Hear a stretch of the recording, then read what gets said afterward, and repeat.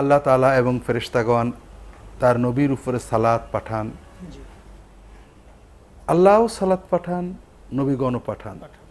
এই সালাত পাঠানোর পদ্ধতি এবং অর্থ সম্পর্কে মুফাসসিরগণ বলেছেন আল্লাহ রহমত পাঠান আর ফেরেশতাগণ দোয়া করেন, রহমতের প্রার্থনা করেন। আল্লাহ তাআলার কাছে। এরপরে আল্লাহ বলেছেন ইয়া আইয়ুহাল্লাযিনা আমানু সাল্লু আলাইহি ওয়া সাল্লিমু তাসলিমা, হে ঈমানদারগণ তোমরাও তার উপরে দরুদ পাঠ করো, অর্থাৎ সালাত পাঠাও এবং সালাম পাঠাও, সালাম দাও। সালাম দাও। জি।